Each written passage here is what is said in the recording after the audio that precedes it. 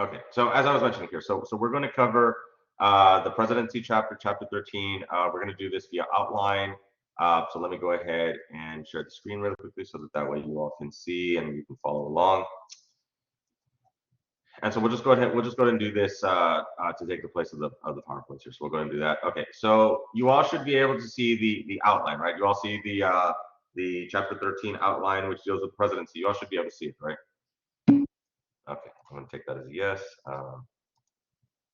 Okay, yes. Okay, sounds good. Okay, all right. So let's go ahead. Okay, so obviously, of course, we're going to cover the presidency right now. So we're just going to go through the chapter outline, which does a pretty good job of covering the major aspects of the presidency. So so let's go ahead and move to that really quickly, right? So so the learning objectives, of course, obviously, is to identify the expressed, implied, delegated, and inherent powers of the presidency. So some of these powers we've already taken a look at already within Chapter 2, where we discussed the three branches of government in somewhat maybe not too great a detail, but kind of very briefly.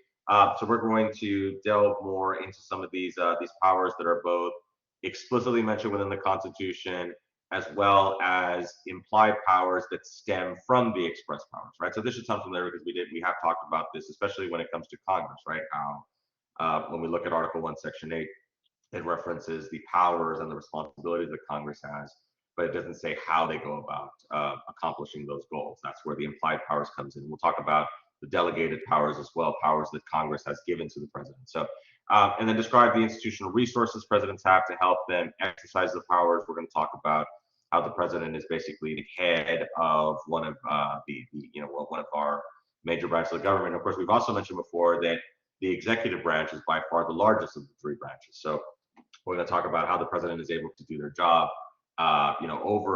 overseeing such a large, branch of government, and explain how modern presidents have become even more powerful. We'll talk about how really quickly that, back in the olden days, and we did mention this before, right, in Chapter 2, we talked about how in the olden days, the president really didn't have nearly as much power as the president has now.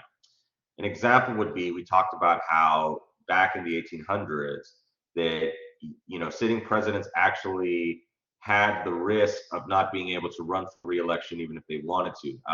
This was a situation that happened with James Buchanan, where he did not he was not nominated by his own party to seek re-election because of how unpopular he was and how inept he was to the job. That would not happen today, where presidents now are basically the de facto leaders of their own political party. So so like if so you wouldn't have a situation today, because I know like Joe Biden just announced that he was going to run for re-election. You would not have a situation today where the Democrat Party would say, no, President Biden, we're not going to nominate you. We're not going to allow for you to seek the nomination. You're just going to be a one-term president. And that wouldn't happen today because presidents have a lot more power now than back then. So that's one aspect, but we'll take a look at some other examples here as well. Okay, so let's move on to the constitutional powers of the presidency. I know I always reference history a lot. Sorry, it just kind of happens that way since I do have a history background as well. Well, let's take a look at the constitutional powers here. And let me go ahead and make this a little bit bigger so that way you all can see this. Yeah, okay, we'll make this a little bit bigger. Okay, so when we look at the constitutional powers of the presidency, again, we're going to start off with the express powers, which are explicitly mentioned within Article 2 of the Constitution, right? So Article 2 has 5 sections within it, and Article 2 deals with the president, right? Especially the first couple of sections deal with the express powers, which are the powers that the president has according to the Constitution, right?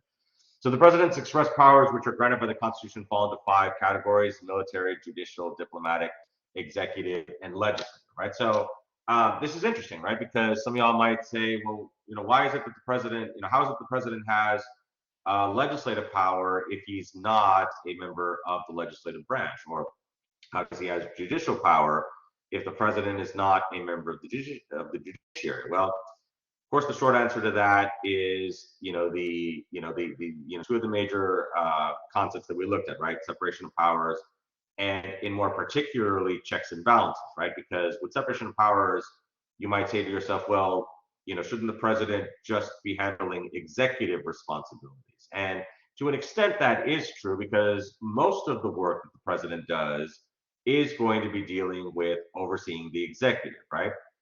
Um, Not necessarily as much on the judicial or the legislative side, but the president does get involved in those. Like an example would be like the vetoing power that the president has. That's obviously, of course, a legislative power, and to be able to appoint judges to the federal judiciary.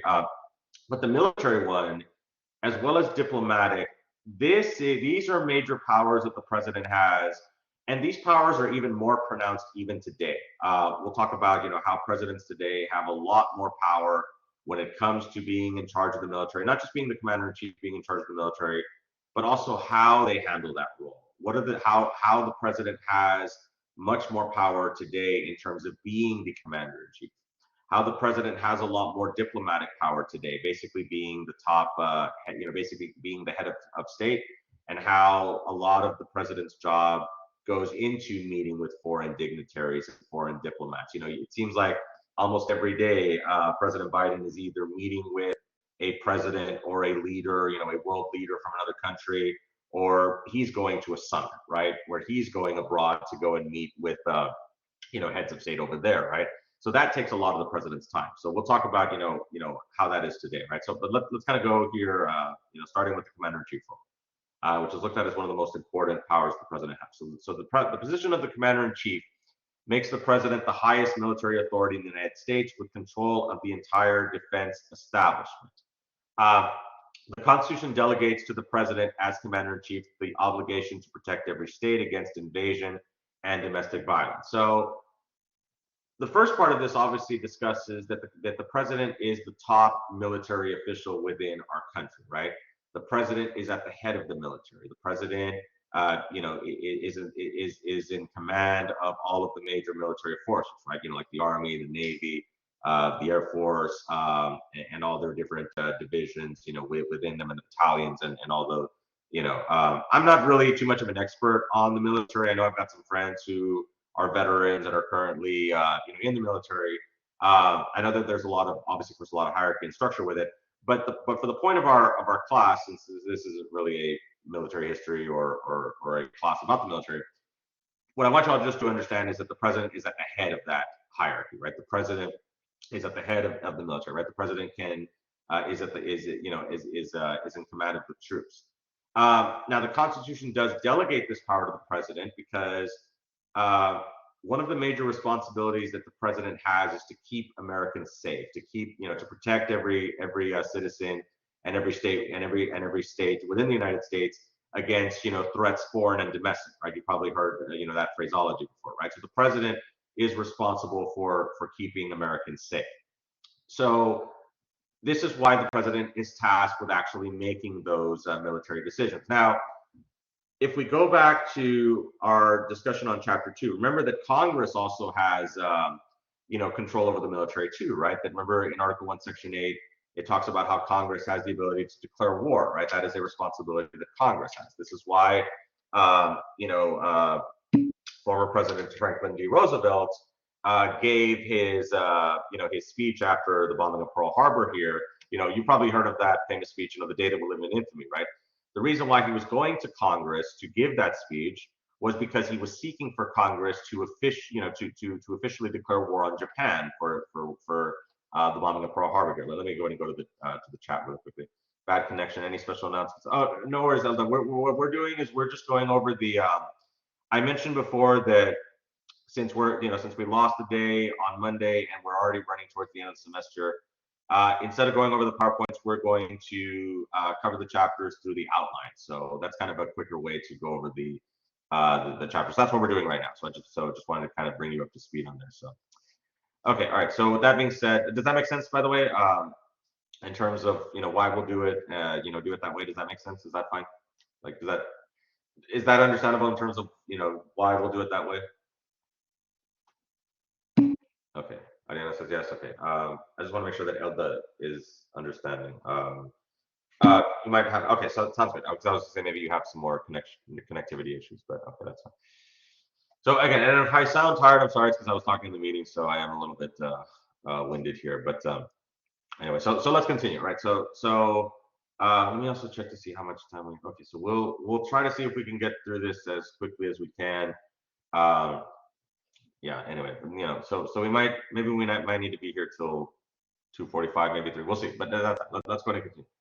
Um, so talking about the commander-in-chief role, right? So we talked about how that the Congress also has military responsibilities, right? In Article 1, Section 8, Congress has the ability to declare war and things like that. Of course, obviously, Congress having the power of the purse, Congress, has, the final approval on how much money the military is going to get, which, by the way, they usually get a lot of money.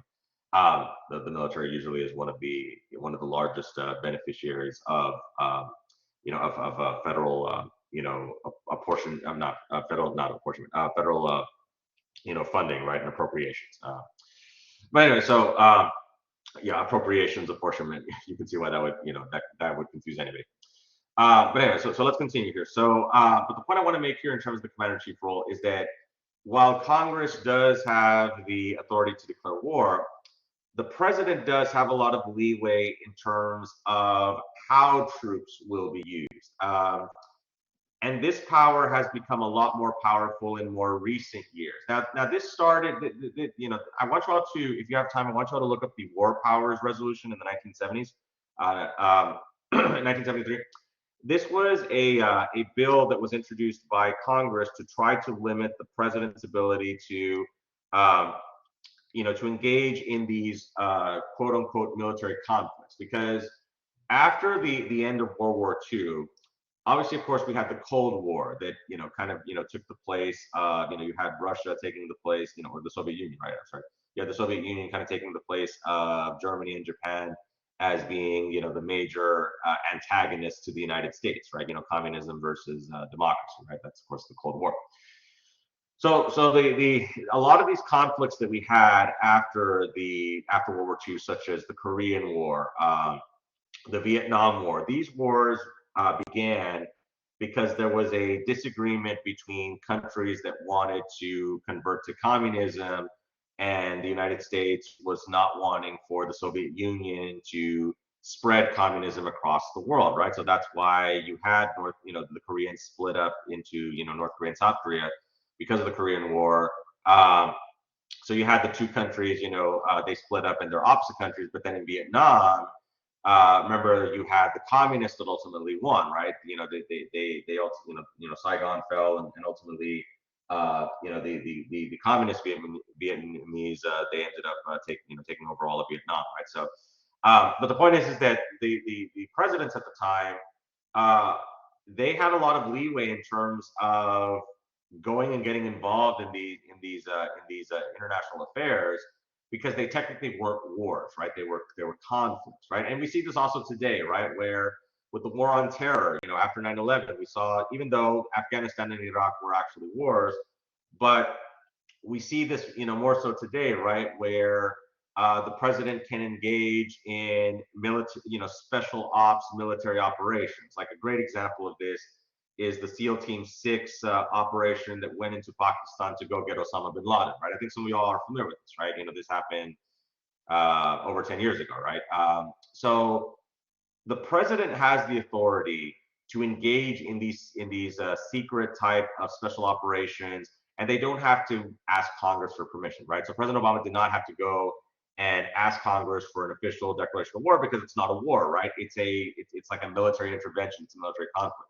This is why the president also can authorize for drone strikes to be used in some of these areas where suspected terrorists reside. There's a lot of gray area to this, right? So, and also don't forget that some people have some strong opinions about this, right? Some people might not necessarily be in agreement with, the president having a lot of this power when it comes to the commander-in-chief role. But because the Constitution is vague in terms of how the president is going to use this power, and of course, like we said, we have the War Powers Resolution, but again, that just applies to actual wars, right? What happens if the president just sends a drone strike really quickly in this foreign country, and then before Congress even knows it, the drone strike's already done, right? The operation's already been carried out. So it's not like Congress can go and say, hey, President Biden, you need to get those drone strikes back, right? Well, they kind of already did it, right? I don't know if any of y'all have heard the phrase, it's easier to ask for forgiveness than ask for permission. That's kind of like what we're kind of seeing here, right? So this is a controversial power. I'm not going to lie about that, right? It's definitely one that you definitely see some controversy where some people might feel that the president might have a little bit too much. But the idea is that that's a judgment call, right? That the president needs to be able to do their job to try to keep Americans safe. You don't want to have a situation where the president is going to where that judgment is going to come into play, from outside sources. This is why, and again, I'm not trying to take a side of this. I'm trying to rationalize why it's set up the way it is. This is why, the presidents will, and we'll talk about executive privilege right now here in a bit. That kind of goes into to this ability for the president to be able to handle national security concerns and be able to handle them without, like fear of, fear of like, of having to, how do I say it, like, to make those public or things like that. But again, we'll talk about that here in a bit. So I definitely want you all to understand the commander-in-chief role and how the president tends to use the commander-in-chief role today, right? Where the president does have a lot of latitude to be able to use this power. Now, next up, of course, the presidential power to grant reprieves, pardons, and amnesty involves power over all individuals who may be a threat to the security of the United States. So, so this, of course, is another important power the president has. The president. I'm sure you all are familiar with the pardons, right? Where the president can issue and there's different names for them, right? And the commutations is also another one that's mentioned here, where they're pretty much the same, but they do have some slight differences. Like an example would be like a full pardon is where if you're serving time in federal prison, then not only are you released from federal prison, but like the slate is wiped clean.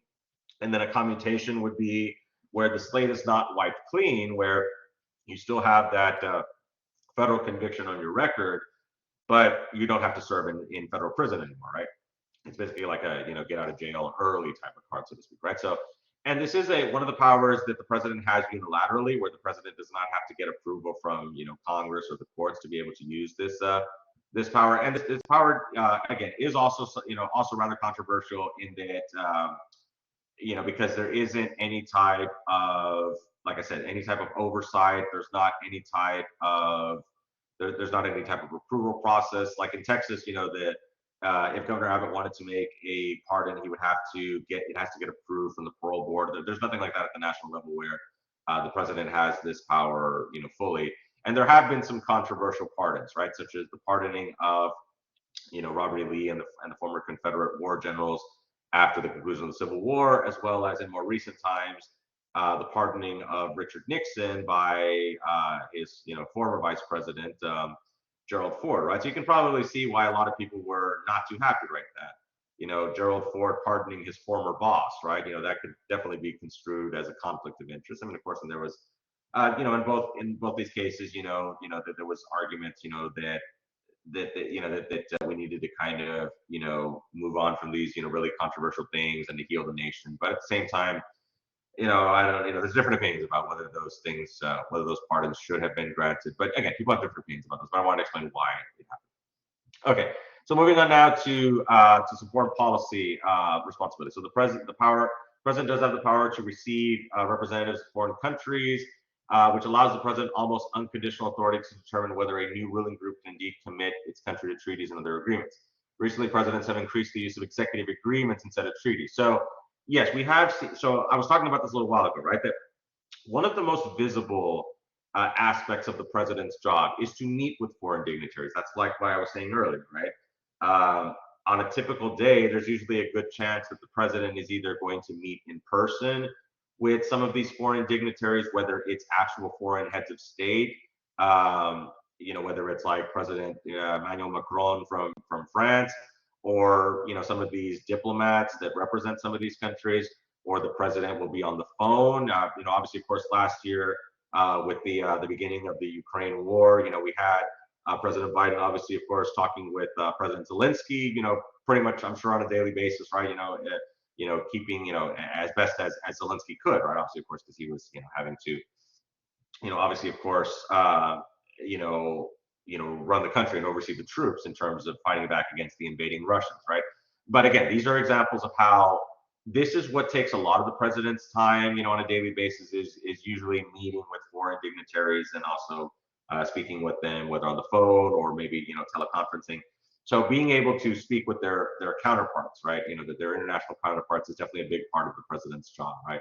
And this last part talks about how in more recent years presidents have engaged more in these executive agreements instead of treaties, because with treaties you do need approval by the Senate, right? The Senate needs to ratify the treaties, but instead of going the treaty route, the presidents just engage in executive agreements, because with those, it doesn't necessarily need the same type of requirements. Some of these executive agreements can be done unilaterally, like the Trans-Pacific Partnership. That was an agreement that President Obama was wanting to push forth, but then it didn't occur when Trump defeated Hillary Clinton. So there are some of these agreements. NAFTA is another great example, right? As the North American Free Trade Agreement. These are not treaties, right? These are just agreements that the president can engage in, because again, the president is the top foreign dignitary, right? The president is the top, basically the top diplomat, the head of state of the United States. So the president can engage in these agreements with other countries. That's why also, several years ago, there was big news about when former President Trump went to go meet with Kim Jong-un there in Malaysia. Right? It was the first time that a sitting president had ever met with the leader of North Korea. Not the first time that a high-ranking executive official had met with North Korea, because in the 1990s, we had Madeleine Albright, the former Secretary of State. She met with Kim Jong-il, Un's father. That was back in the 90s. I remember watching that on the news. So we have had, the United States, meet with North Korea, and this, of course, was during the I think it was like the 8-party talks. That means, there was a lot of, countries. That's what or the 7-party talks. It was basically talking. That basically means that there were countries involved that were trying to convince North Korea to not move forward with their nuclear weapons research and things like that. But unfortunately, that did not prove to be successful, and of course, North Korea has nukes now, which we'll talk about that a little bit when we get to the foreign policy here. Okay, so anyway, so I wanted to explain executive agreements. Okay, so the president's executive power consists of the ability to appoint, remove, and supervise all executive officers, and appoint all federal judges with Senate approval. So we've talked about this before. This is advice and consent, where the Senate is tasked with approving the president's appointments, right? So if the president makes an appointment to the cabinet, the heads of whether it's members of the cabinet that oversee the executive departments, or major heads of these departments, such as like the FBI director, as well as federal judges, including Supreme Court nominees, they have to get approved by the Senate. And we talked before about how that the Senate they have a process, right? So an example would be like if when there's a new Supreme Court nominee that's appointed by the president, then the then the nominee has to go before the Senate Judiciary Committee, and then the Senate Judiciary Committee will ask them questions about their legal background. They also do a lot of theoretical questions, like they'll ask them about their thoughts on certain cases. Like I know in more recent years, with the Trump appointees, Neil Gorsuch, Brett Kavanaugh, and Amy Coney Barrett, a lot of the senators on the Judiciary Committee were asking questions about Roe versus Wade, especially on the Democrat side. A lot of the Democrat senators on that committee, and you can look this up on YouTube. There's plenty of video on there, right? They were asking questions about their thoughts on Roe versus Wade. One of the questions was, they feel that was Roe versus Wade settled precedent, which which the judges, some of them had said, and now there's some controversy because now Roe versus Wade was overturned. So, but again, you can look this up, on your time as well. But yes, but I want to mention, of course, the advice and consent, right? That when the president makes appointments, they don't just go start serving in their capacities, right? They have to also get approved by the Senate. And we've also mentioned before that some of these Senate, originally the senatorial approval required 2/3 vote, but they've made changes to the filibuster rules where Supreme Court nominees just need a simple majority. So they just need a simple majority for a few. They make some exceptions. Okay, so then another component of the president's power as chief executive is executive privilege. The claim that confidential communications between a president and close advisors should not be revealed without presidential consent. So executive privilege is a very important power that the president has. Let me just take a drink of water really quickly.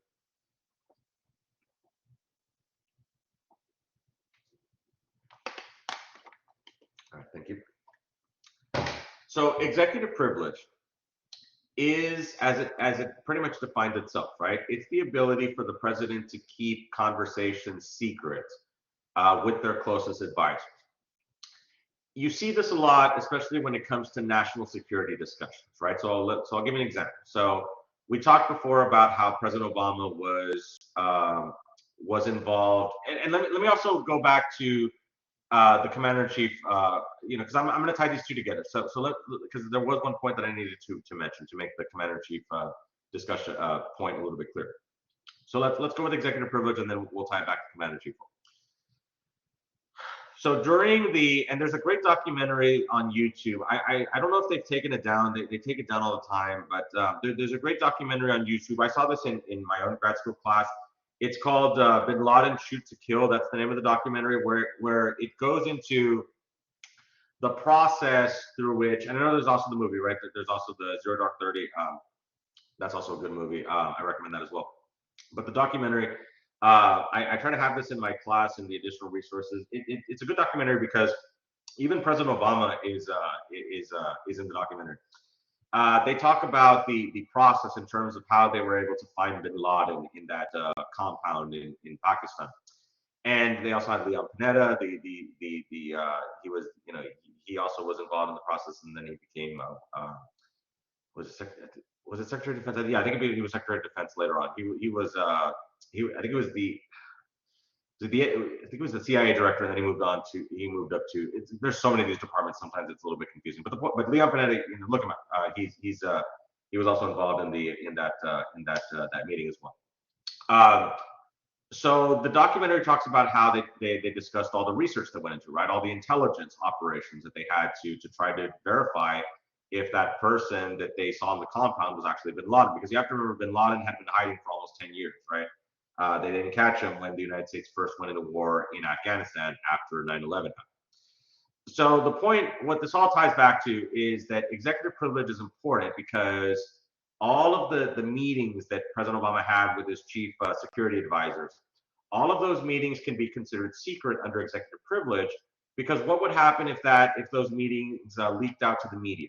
What would happen if the media got wind that that President Obama was meeting with his chief advisors, and the reason why they were meeting was because they think they know where Bin Laden is? Like, what would happen if the media found out about that? What do y'all think? Would that be good or not good? If the media found out, what was going on with those conversations. Let's see, tactical information leak. Exactly, Elder, right? Obviously, of course, that could tip off Bin Laden and Al Qaeda, and they would try to move him, right? So obviously, of course, that information has to be kept private and secret for national security reasons. It's top secret information. It's that of all the top secret information, that's probably the top of the top secret information. So only the top level people, the secretary is not going to know this, but this is just for the top level security staffers as well as the president, right? So right, there's a reason why executive privilege is allowed, because and again, and especially for national security issues involving military operations, right? Now, what this has to go back to commander-in-chief role is that, remember, we talked about how the president is the one who ultimately is in charge of the military. So the president is the one who makes the final decision in terms of whether a special operation is going to happen. So the point I want to make is that it was President Obama's final call to decide, okay, we're going to go after Bin Laden on this day, at this time. We're going to use this plan. That decision rests on the president. The president is the one who ultimately makes the decision. Now, of course, obviously, the president has his top advisors, the Secretary of Defense, the Chairman of the Joint Chiefs of Staff, obviously the top military leaders. And of course, obviously, we also had General McRaven, who was also in charge of he was basically in charge of the training and in charge of the operation itself. But it was President Obama who was ultimately made the final call in terms of when they were going to go out to try to get Bin Laden. So I wanted to mention that as another aspect of the commander-in-chief role, that it's the president's final decision to decide, whether they're going to go further or not, type of thing. So, but yes, executive privilege is really important when it comes to keeping those discussions secret. Also, keep in mind that we can also mention Watergate again. That former President Nixon in the 1970s, who was under investigation because of his role in the Watergate scandal, tried to use executive privilege as a means to keep recordings that he had in the Oval Office secret, because it had become aware that President Nixon was taping himself in the Oval Office, right? And he wanted to have those tapes for his own, personal enjoyment, to go back and to, because some people find that interesting. Some people find that, that find it entertaining, right? Um, like an example would be like, do I ever go back and kind of, watch some of my old recordings? Sometimes if I have time, but I know what I like to do is I like to sometimes go back and listen to my old recordings from my mentor professor, Dr. Thompson. We have some recordings from some of his classes that he did, and I've got those saved. And sometimes, if I have time, I'll like to go back and listen to some of those recordings because it's really good. It's really good. It's really good lecture. So yeah, so I could definitely see how Nixon would want to do that, to kind of, listen for his own enjoyment. But it certainly wasn't smart, right? Because he taped himself basically admitting that he was in on the whole Watergate scandal. So, but anyway, but to make a long story short, then during the Watergate hearings, it was made aware that Mr. Alexander Butterfield, who was one of the staffers there at the White House, was aware of the taping recording system. So then, once Congress knew about it, Congress, wanted to get the tapes, right? Obviously, we want to know what's on the tape. So then President Nixon said that he wasn't going to turn over the tapes because he was claiming executive privilege. So then it went to the Supreme Court in U.S. v. Nixon, and in an 8-0 decision, one of the justices, Rehnquist, who was appointed by Nixon, he passed away, and then he was replaced by John Roberts. He was the Chief Justice at the time. He recused himself because he was a Nixon appointee, but it was overwhelming. It was a unanimous decision that Nixon had to turn over the tapes because that was not executive privilege. You could not use executive privilege as a means to cover up an investigation. So there are limits to executive privilege. I know President Trump has also claimed executive privilege for some of his legal troubles as well here. It's not all inclusive. Okay, so let's continue. Let me just see how much more we have here. Okay, so we'll try to see if we can finish this year really quickly. Okay, so then the president's legislative power consists of the constitutional requirement to deliver a State of the Union address and the president's constitutional power to veto any acts of Congress. So I'm sure you're all familiar with the State of the Union address, right? This, of course, is an address that the president gives every year to give an update on the union, right? That's why it's called the State of the Union, to give an update on the state of our union. How is our union doing? And for those of you who have watched the State of the Union, it is pretty interesting. I've mentioned this before, right? That normally what the president does in the State of the Union, and let me also mention one more thing, that the State of the Union in the Constitution does not mean that the president has to go before the both chambers of Congress and the Supreme Court and the military. The president does not have to give an actual auditory address. Back in the olden days, it was basically a report that the president had to make, right? He basically had to submit a written report, to Congress, which was also published in the newspapers. But originally, it wasn't actually going forth and being on TV or giving a live, giving a speech to a live audience. That came later on with the advent of radio and television, to where now the president uses the State of the Union as a way to get message, out to the public, right? So the State of the Union is usually broken down into two parts, where the first part of the State of the Union is where the president actually gives the State of the Union, right? Where the president talks about what's going on with the economy, what's going on with a lot of the major issues that the country is dealing with, right? The president will usually give like a jobs report, right? For those of you who watched the State of the Union recently, President Biden talked about this, right? He talked about the economy. He talked about inflation, right? Because inflation has been a major issue, within society in the last couple of years. So that, of course, was a major topic that the president touched on. And then the second part of the State of the Union is where the president talks about what still needs to be done, right? The president will say, like, I call on Congress to do this, or I call on Congress to do that.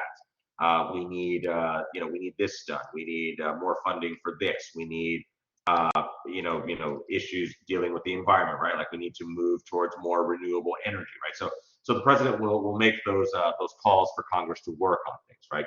Obviously, of course, gun reform. That's obviously, of course, another issue that was discussed at the State of the Union. So again, that's pretty much in a nutshell how the State of the Union goes. And of course, as we've also mentioned before, that the president can also veto acts of Congress, where the president can basically, not approve, nullify, bills that are brought to the president's desk.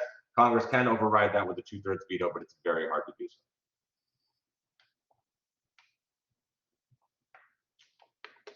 So let's talk about some of these different. So these are the express powers, right? Now, some powers of the president are known as implied powers. These are powers that are not directly stated as in the Constitution, but are those powers the president has claimed are needed to allow the exercise of that power, right? So this is no different than what Congress does, right? Congress also has implied powers where, if we look at Article 1, Section 8, we talked before about, right, how those requirements are very short, they're very to the point, and they don't really have a lot of detail, right? Because then Congress is supposed to fill in the gaps through the passage of laws that add more detail to those express powers, right? So the president is no different in that the president will engage in these, implied powers. Um, and we also need to talk about the inherent powers, right? Like the war powers resolution, like we were talking about a little while ago. But yeah, the implied powers are basically powers that the president, can use that allows for the express powers to be able to, so there is there are commander-in-chief, implied powers, and let's also go to the inherent powers too, because these are also similar, right? So presidents have also claimed what are called inherent powers, right, which are not expressed in the Constitution but are inferred from, right? So a lot of these powers that we've talked about already in terms of how the president handles the commander-in-chief role, these are also inherent as well, because the Constitution is not that specific in terms of saying, okay, so the president within the commander-in-chief role, the president can do this or the president can do that, right? It's not that clear cut. Like an example would be like, the president has authority over the Air Force, right? Even though the Air Force was not around when the Constitution was written.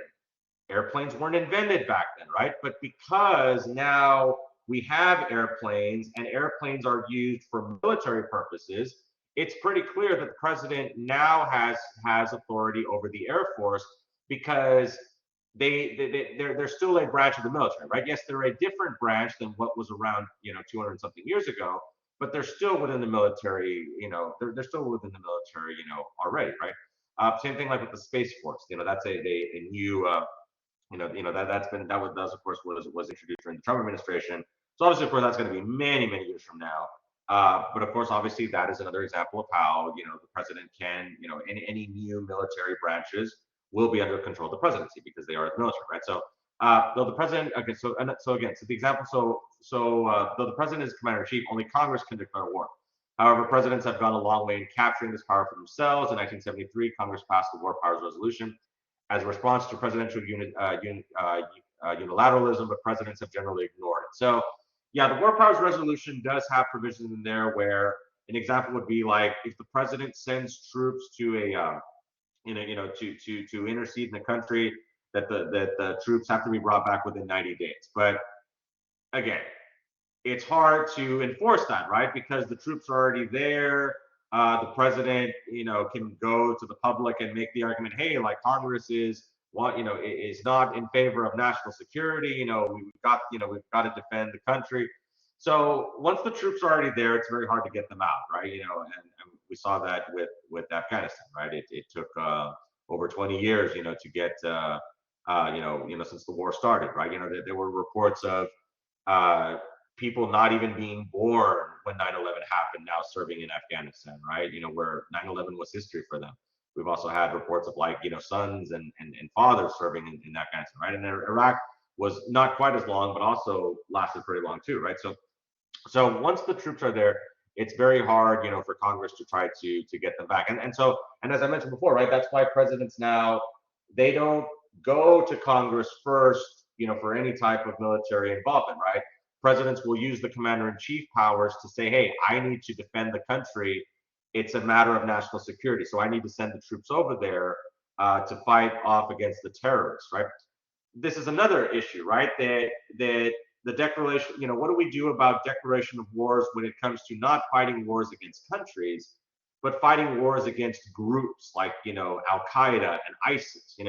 Does that require the same type of does fighting a war against, and I use the word in quotations, right? Does fighting a war against a terrorist organization, does that require the same type of congressional approval and requirements and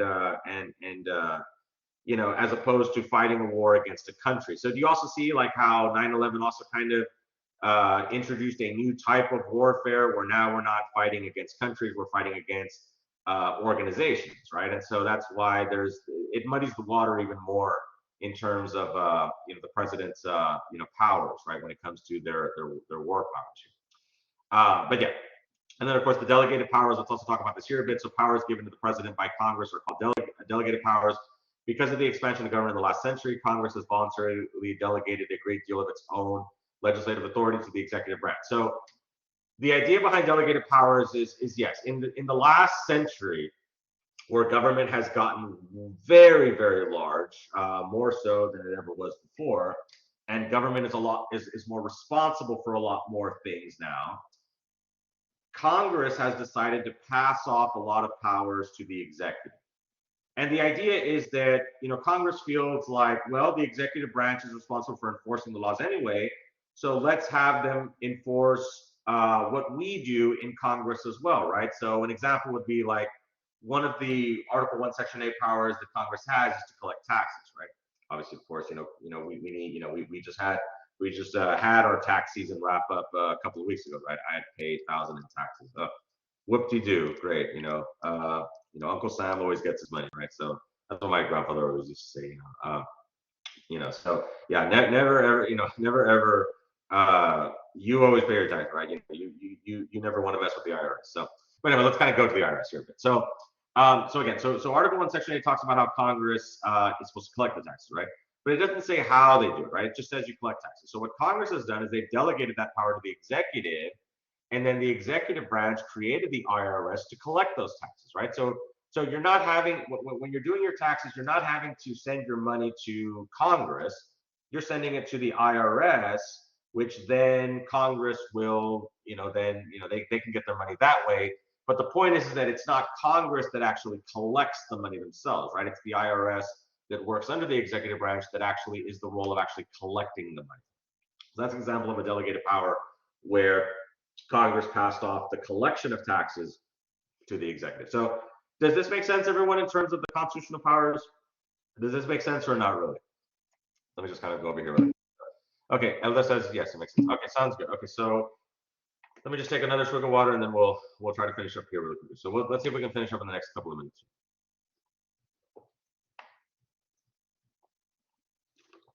And then we'll do more of this next time.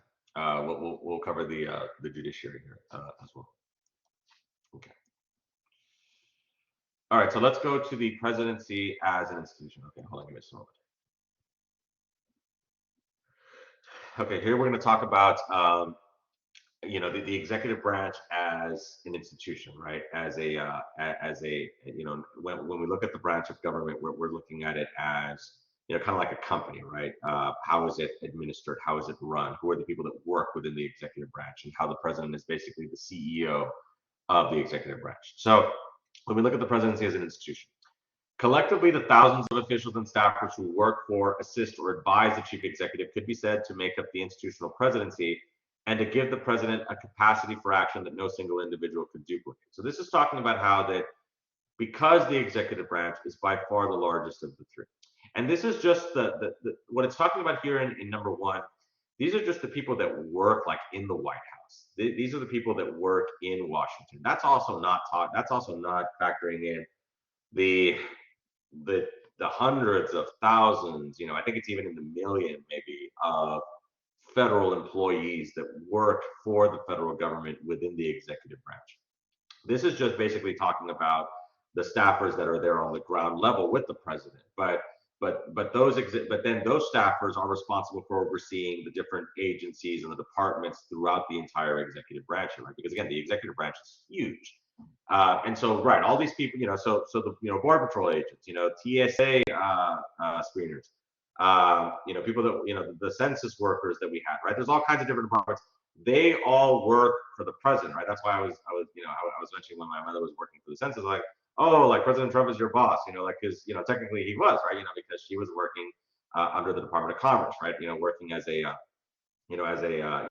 one of these temporary, census, census, I forget what her job, but basically, one of these specialists, right? That was responsible for setting up events to get people to actually actually complete the census. But again, we'll talk more about this here, right? So so of course, the most common, the most well-known group of officials that work under the president is the cabinet, right? So the cabinet is the designation for the heads of all the major federal government departments, but it is not a collective body. It meets but makes no decisions as a group, right? So it's not necessarily a committee or a council, so to speak, where they actually vote and actually have any type of voting authority, except for the 25th Amendment. But that's kind of that's in rare emergencies when we're talking about like the president's capacity to do their job. But again, that's for the most part, the cabinet does not have any official voting power or any official standing. It's an informal group that is made up of the top, the top members of the federal government, right? So these are the heads of the major departments. These are the secretaries, right? Like your Secretary of Defense, Secretary of State, Secretary of Labor, Secretary of Commerce, Secretary of Education. There's a whole bunch of these secretaries, right? Secretary of the Interior. There's a whole bunch of these secretaries, but these are basically the heads of the major federal departments, right? And so they meet with the president. You've probably seen some of those videos where the president, meets at the middle of the table, and then you've got them all like sitting around the president. So the president, of course, obviously does have meetings with the cabinet, but again, these are looked at as the advisors, and ultimately it's the president's final decision to make on these issues. But the cabinet will usually, they'll have like presentations, and they'll have reports for the president to look at, and the president will ultimately make decisions. And of course, good presidents will take into consideration what the cabinet members are. Good presidents will allow for the cabinet members to be able to speak and to voice their concerns. And ultimately, yes, it's the president's final call. But the president definitely good presidents will look at the cabinet members and what they're bringing to the table, right? Literally, and figuratively, because they are they're the heads of these departments, and they're the experts, right? And then there's also other groups, right? Like the NSC, right? Some presidents have relied heavily on the National Security Council, which is made up of the president, the vice president, the secretaries of state, defense, and the treasury, the attorney general, and other officials invited by the president, right? So these are the top, intelligence minds, right? You could also include like the FBI director, the CIA director, right? These are the the top members that deal with intelligence, that deal with national security, right? So the president will also have a variety of different groups that the president will meet with depending on the type of issue that they're discussing, right? And as we mentioned before, national security is always at the top of the president's main responsibilities, because if you don't have a secure country, then you're not going to be able to do some of the other things, dealing like with agriculture or commerce or things like that, right? You got to make sure that you meet your more immediate needs, and security is definitely one of those top immediate needs. The White House staff, these are the people who work at the White House, which is composed primarily of analysts and advisors, has grown from an informal group of fewer than a dozen people to a new presidential bureaucracy, right? So in more recent years, we've actually had White House staffers. The White House staff has actually grown in size, right? It's usually headed by the chief of staff, who then oversees all of these, other advisors. And yeah, these advisors usually are top policy experts. A lot of these people usually are known by the president, because a lot of these people usually tend to be former staffers of the president, whether the president served in Congress or also during the campaign. Like an example would be, Rahm Emanuel, who was President Obama's former chief of staff, was one of his major campaign advisors, as well as David Axelrod. So they transitioned from the campaign, moved over to the White House, and you see this all the time, right? Where former campaign staffers and campaign supervisors and managers will then move on to the White House if the candidate that they're working for ends up winning. And yeah, and it has become a new presidential bureaucracy where the White House staff, again, they're basically in charge of they're in charge of meeting with the president when it comes to policy issues. They're also in charge of setting up the president's calendar, the president's events, because of course we also have secretaries as well. So these are like the actual office staff that work at the White House. And again, these people are usually chosen at the discretion of the president. They are chosen at the discretion of the president.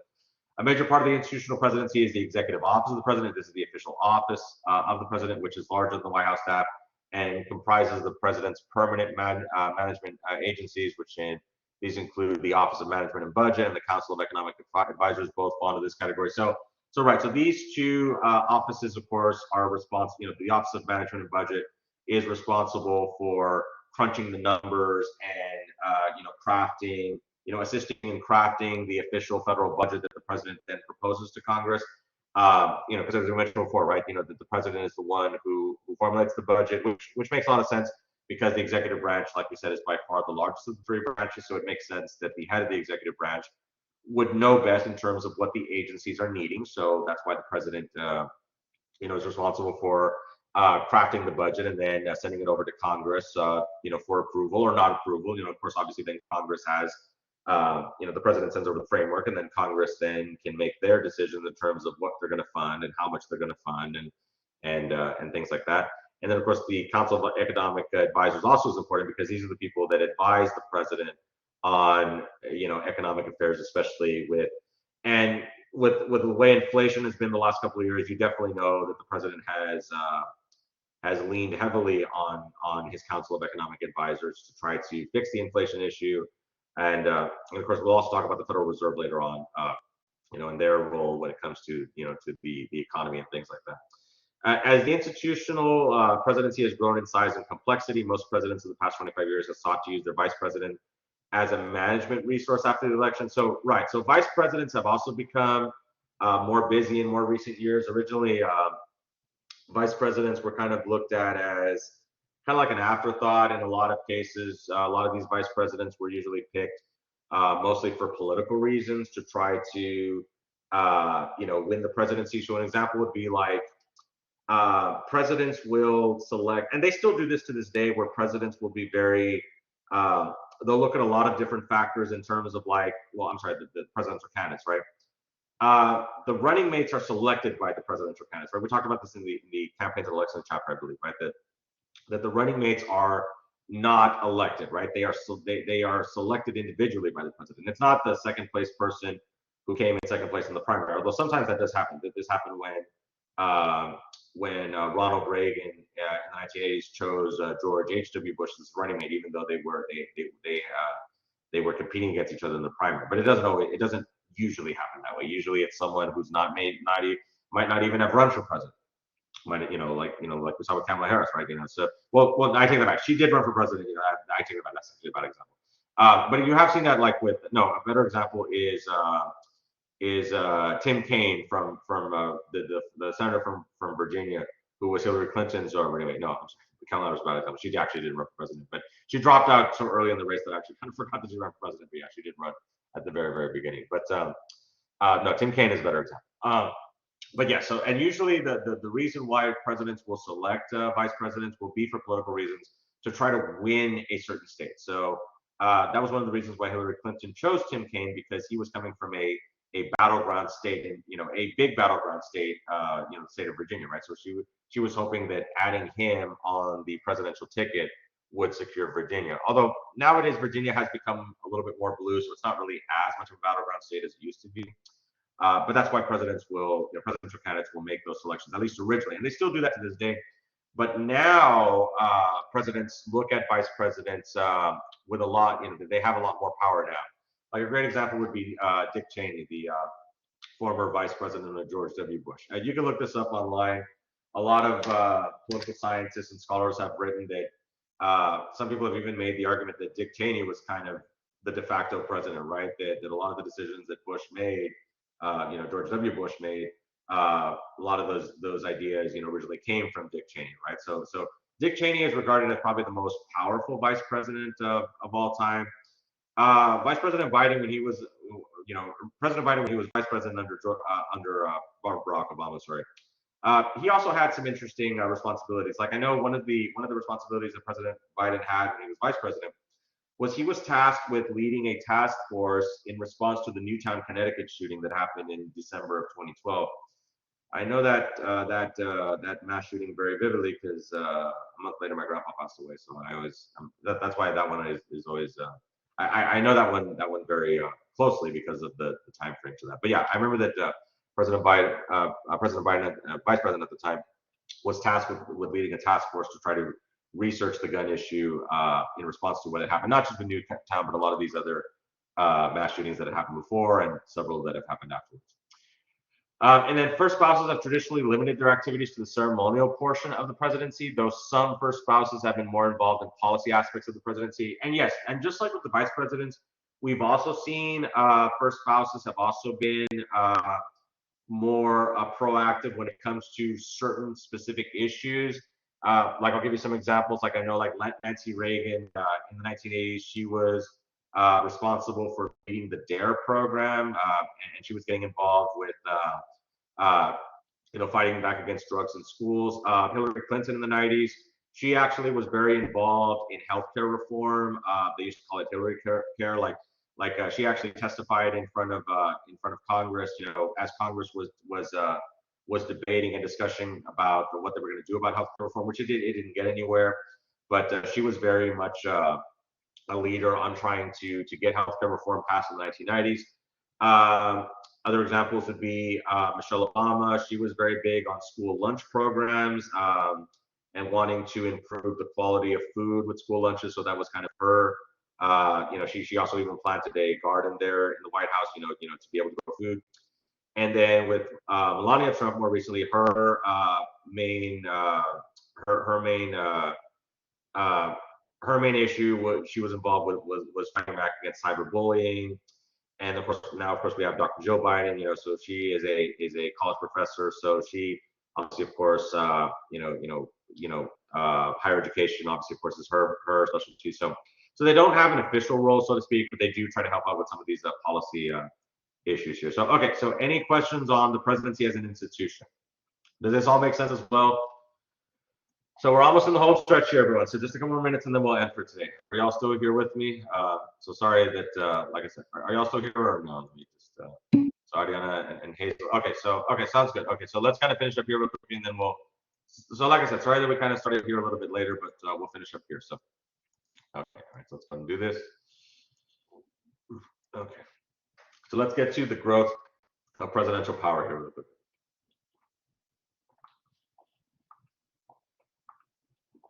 We'll talk about executive branch.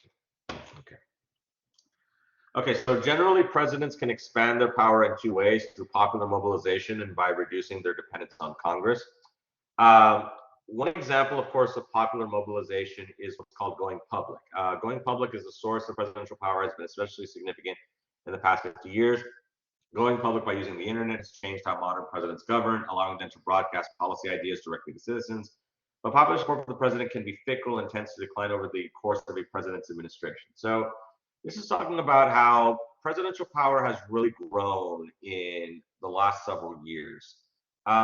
Like I mentioned before at the beginning of our discussion, the presidency back during the 1800s, the president was kind of looked at, not to say that the president didn't have power, but Congress was the major branch of government that you could definitely say had by far the most power. Nowadays, now you can say the president might even have more people power than Congress, right? Because when we look at the president is looked at as, even though people think that the president runs everything, right? That's why everyone always complains about the president whenever things go bad. Oh, gas prices go up. Oh, thanks Biden, I did that. When in reality, he didn't do that, right?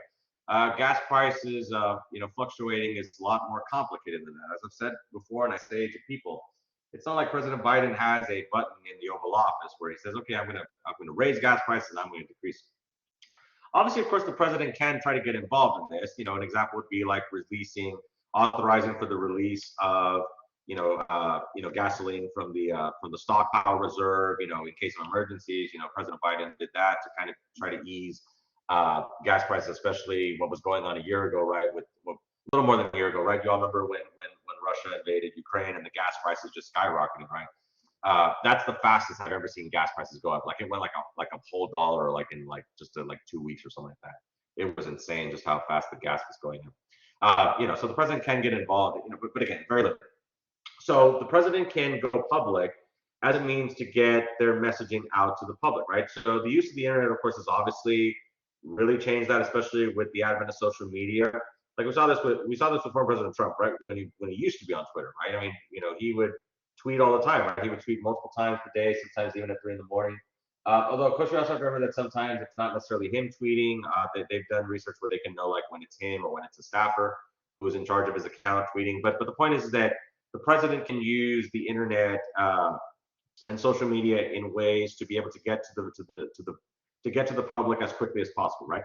The president, obviously, of course, can give addresses to the nation. Can get, yeah, but this usually isn't just for any usual thing. This is usually like to announce to make a special announcement, like we talked about with the Osama bin Laden SEAL Team 6 mission, right?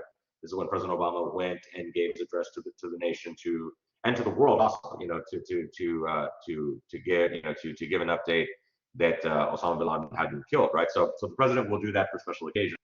But on a more daily basis, the president will try to reach the public, usually through social media. That's usually the fastest way that people can get that information. And of course, the president does have the official office of the presidency, and I have links to those sites and the additional resources as well. But who really has the time to go and click on those websites, right? That's why a lot of people just rely on what they see on social media. So that's why successful presidents do have to have a very savvy social media presence. And again, we saw this even before the advent of social media. We saw this with the fireside chats by FDR in the 1930s, where he would give updates to what was going on in government. He would talk to the people, right? This was one of the reasons why FDR was so revered by people. I took an FDR class in grad school. It was actually the first class I ever took in my interdisciplinary Masters of History and Political Science. And we saw documentaries on FDR. And one of the most powerful things was that when FDR passed away, a lot of people were saying, a lot of people were sad that FDR passed away. And one of the reporters asked, well, did you know FDR? And he said, no, but he knew me. And that's very powerful because FDR was able to connect with the people through the fireside chats, where he would talk to them about what's going on, right? He would say, hey, this is what's going on. This is why we're doing these things, right? This is why the banks are closed. We're not just doing this just to, incite panic and fear, create more chaos. We're doing this because we need to close the banks to clean up the mess that's going on, right? In terms of the bank runs, to put a stop to the bank runs. We're going to federally insure the banks so that we don't have bank runs ever again, right? So he explained why the decisions were being made so that the people would know what's going on, which is what we expect of our government officials to do, right? We expect them to talk to their constituents. We expect them to explain why things are done. I hope I do that as well in terms of the classes and why we do things the way we do. I hope I give good explanations as to decisions that are made, and also to see, of course, to get you all's input and feedback in terms of these decisions. And in a lot of cases, I usually try to do that. Right? I usually try to ask, well, what do you think about these things? What do you feel about these things? And explain why we're doing these things, right? So the president, needs to try to do the same thing as well, to try to get that support. But again, as it mentions, it can be somewhat unreliable because, how often do people actually keep up with what the president's doing on a daily basis? We all have lives. And of course, we also see like the president's job performance, right? That's another thing, of course, we're talking about, right? The president's job performance, and every president goes through this. The president always gets lower job numbers as they move forward with their presidency. It always usually starts out high because it's the honeymoon phase, and everyone's excited for a new president, and then it moves on down as we get used to the everyday. As the president's no longer new. It's not, so that's why and of course we've had to deal with a lot of things, especially with like inflation, which again, the president gets all the blame for that stuff, even though again it's a lot more complicated than that. But because the president is at the top of the government, the president is the most visible leader in government. That's why the president gets blamed for everything. Oh, my power went out. Oh, thanks, Joe Biden. Even though it's not like he started the storm, you know what I mean? But a lot of people, they'll say things like that. So contemporary presidents have increased the administrative capabilities and power of their office by enhancing the reach and power of the executive office of the president, increasing White House control over the federal bureaucracy, and expanding the role of executive orders, signing statements, and other instruments of direct presidential governance, right? So yes, presidents have been a lot more proactive in more recent years in terms of setting the tone for what government is going to work on. Remember, I talked about how the State of the Union does this, right? Where the president will call on Congress to do these things. It doesn't necessarily mean that Congress is always going to do what the president is asking for them to do, but in some cases it does work. An example would be like the Affordable Care Act, or colloquially known as Obamacare. We've mentioned this before, right? Why is it called Obamacare? Obama was not in the Senate anymore. He moved on to the presidency, so he didn't introduce it. So why does it get his name? Well, the reason for this is because it was his idea. Of course, obviously, of course, it was influenced by Mitt Romney. That's why in the 2012 debate, he meant, that's funny, right? Because in one of the 2012 debates, Mitt Romney, the Republican nominee at the time for president in 2012, was voicing his displeasure about Obamacare, and then Obama went, "Well, yeah, it was your idea." I mean, I'm paraphrasing it, but he basically was like, "Yeah, it was your idea. We got it from when you were the governor of Massachusetts." So that was kind of funny. So, but the point is that the president, obviously, of course, it's called Obamacare because it was his idea. It was introduced, obviously, of course, by people in Congress, but the president was having meetings with his Democrat, the Democrat members of Congress, and explaining how we needed to get this done, right? So the parties also have a big influence in terms of getting together and trying to influence policy through those meetings and trying to negotiate. And so that's why it's called Obamacare, because it was, he didn't introduce it, but it was his idea, and he had a lot of influence in terms of trying to get it through Congress and ultimately signed into law. But again, so those are examples of how the president has more control over the federal bureaucracy, because again, since the president is basically the CEO of the executive branch, the president can institute rules and policies that the federal bureaucracy has to follow, right? And then executive orders. This is of course a major thing within this. Executive orders is definitely one of the most important aspects of the chapter. Basically, it's an executive order is the ability for the president to it's basically where the president, it's a little bit more complicated than just basically passing a law that deals with the executive branch, but that's kind of what it is, right? Where the president makes an order that reorganizes the executive branch, calls for the executive branch to work on things, basically allows for the executive branch to, to make changes to the executive branch for them to operate. Now, executive orders can be controversial because sometimes these executive orders operate outside of strictly within the executive branch totally. Like one of the more controversial executive orders was the DACA creation, right? You're all familiar with DACA, right? The Deferred Action for Childhood Arrivals. This is one of the most famous executive orders and also one of the more controversial executive orders.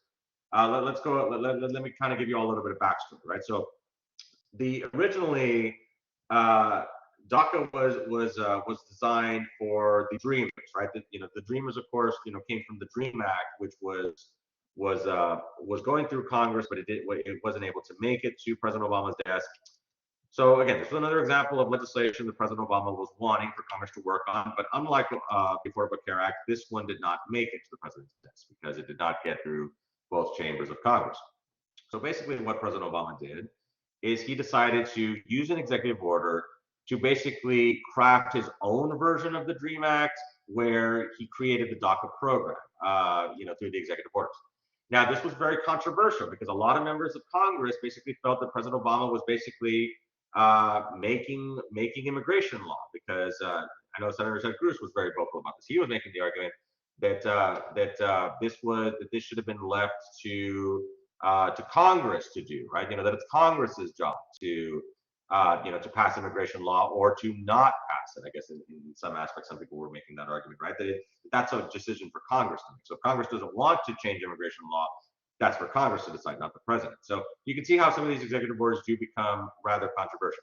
Now, what I do want to also mention about executive orders is that they carry the force of law as long as there is not a law on the books that conflicts with it. So because there was no immigration law that was passed by Congress dealing with the DACA recipients, which if you're familiar with DACA, these are the children of undocumented immigrants that were brought over, but they were children when they came over, so they weren't. It's not like they came over willingly. So, and I have a good video where President Obama talks about this, right? He talks about how that the reason why he was in favor of the creation of DACA was because he felt that it wasn't fair for children who were brought over and had nothing and had no decision making. They had nothing to do with the decision to come over. They shouldn't pay for the errors of their parents, I guess you could say, right? That they should not, so they should be allowed to stay because it wasn't their decision in the first place. So and the DACA program has been very popular with people in general, right? Because a lot of people do agree that the kids shouldn't be penalized for coming over when it wasn't even their decision. But again, that's an example of an executive order. There's also signing statements where A signing statement is basically where the president will give. It's kind of like when the Supreme Court gives they give an opinion on the decision. They explain their rationale and their reasons for why. That's basically what a signing statement is, where the president gives his thoughts about why he signed, this bill into law. And it's not a requirement. The president doesn't always give signing statements, but usually the president will give these signing statements when the president wants to give an explanation in terms of why give feedback in terms of why he went ahead and signed this bill into law. And the presidential power continues to be limited by the congressional power of the purse, decisions made by foreign leaders, and periods of dividing government. So yes, this last one, of course, is really important, especially nowadays that we have divided government again, where divided government, of course, as we talked about before, is where you have of the two chambers, one's controlled by the Democrats, the other controlled by Republicans, which is what we have today, right? The House is controlled by Republicans and the Senate is controlled by Democrats. So it's going to be very hard for the president to get much of anything done if if you don't have the chambers of Congress really agreeing on anything, right? Because of how polarized politics are, if the Republicans want to pass something in the House, it's not going to get anywhere in the Senate, and vice versa, right? If the Senate wants to pass something, if the Democrats in the Senate want to pass something and it gets to the House, it's not going to go anywhere, right? Because the parties are just so bitterly divided right here. So, and even when we didn't have divided party government, right? The last couple of years where we had the Democrats controlling the presidency and the Senate and the House, there still wasn't a lot to get done because of congressional procedure like the filibuster and all that stuff. But again, we can talk about it later. That's a whole other story. But yes, so there are limits in terms of what the president can do, especially when it comes to the power of the purse. Congress limiting the money. So that I know there was a story that came out about the debt ceiling and how Congress has a month left to go before the country defaults. So I've seen this many times in the last several years where they always wait till the last minute to get stuff done. That's why when I don't really get too upset turning stuff in if I turn it in with the deadline. Well, I mean Congress procrastinates. So if those are our top level leaders and we're supposed to, they're supposed to set the example. If they procrastinate, then is it really all that bad that I procrastinate if Congress procrastinates all the time? So I don't know. That's kind of how I see things, but I try not to procrastinate. But if I see Congress doing it, it's like, well, so you're gonna get mad at me for procrastinating when our top level officials in government procrastinate. So anyway, it is what it is. So okay, all right. So let's go to an end for today. That's just kind of my own personal take on it. So okay, so let's go to an end for today. So did this make more sense, everyone? I know Elza had to leave because I know we're running really past time. So sorry about that. But did anybody else have any other comments or issues before we end for today? Did that make sense to you all? Just kind of a quick run through in terms of the presidency, which, by the way, let me go ahead and turn off the recording here.